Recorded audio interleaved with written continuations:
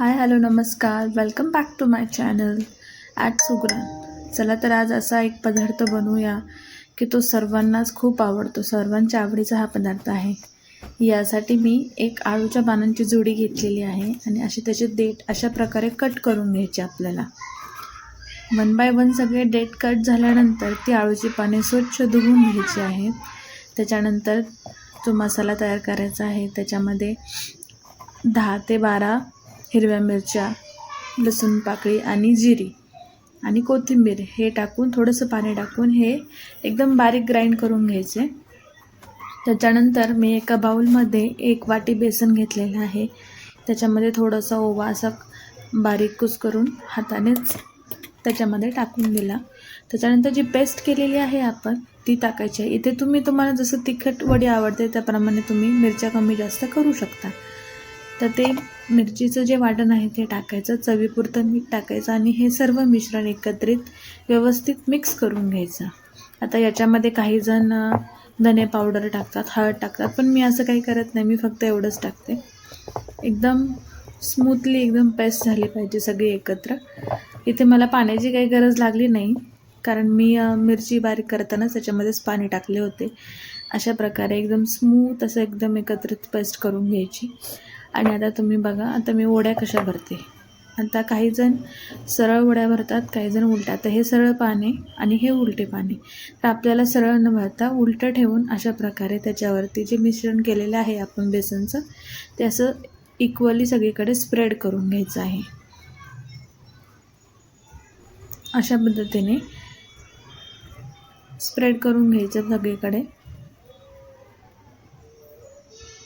Spread झाल्यानंतर दुसरं एक पान घ्यायचं, ते मी सेम ॲज इट इज तसंच त्याच्यावरती पेस्ट करते आणि त्यालाही अशाच प्रकारे जे आपण केलेलं बेसनचं मिश्रण आहे किंवा तुम्ही मसालाही म्हणू शकता ते असं भरून घ्यायचं आहे सगळीकडे. कॉर्नरपर्यंत पूर्णपणे भरून घ्या म्हणजे सगळीकडे एकप्रमाणे त्याची टेस्ट लागते. आता अजून एक पान घेतलेलं आहे आणि ते अशा उलट्या ठेवलं आहे कारण ज्यावेळेस आपण ती वडी आहे ती वळतो, हे पानं ज्यावेळेस त्याची वडी करण्यासाठी वळतो त्यावेळेस ते एकसारखे होते, कुठे मोठी कुठे छोटी अशी होत नाही. तर असे उलटे ठेवून त्याला परत मी सगळीकडे असे बेसन लावून घेतलेलं आहे. आता सेम एक पान घेऊन अशाच पद्धतीने परत ठेवून मी त्याच्यावरतीही जे सारण आहे ते लावून घेते.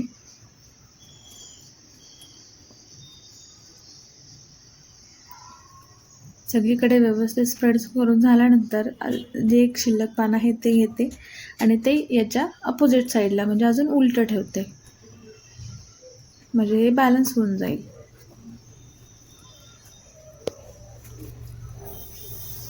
यालाही राहिलेलं उर्वरित सर्व मिश्रण लावून घेते.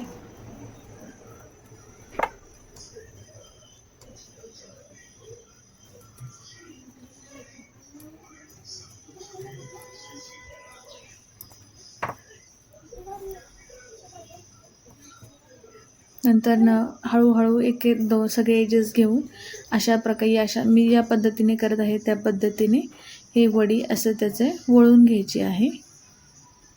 तुम्ही बघू शकता अशा पद्धतीने आपली वडी वळून झालेली आहे.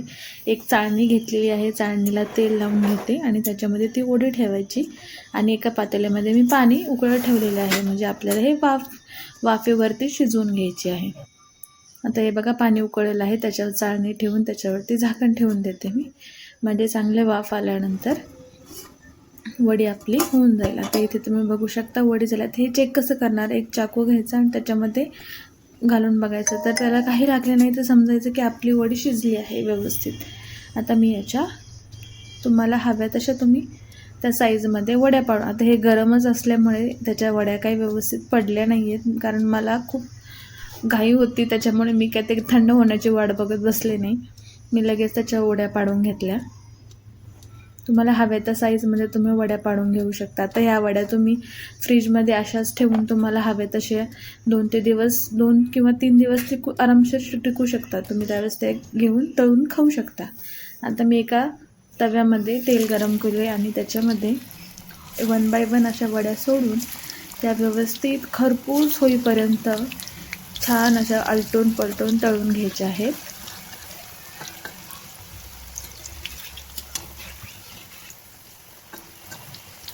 काही जणांना जर तेलात तळून नसेल हव्या तर तुम्ही थोडंसं तेल टाकून त्या परतूनही घेऊ शकता ॲज इट इज. अशा पद्धतीने एकदम कुरकुरीत अशा वड्याची एक बॅच आपली झालेली आहे. आता मी दुसरी बॅच तळून घेते. 1 बाय 1 वड्या सोडून परत अशाच प्रकारे खरपूस एकदम तळून घेते.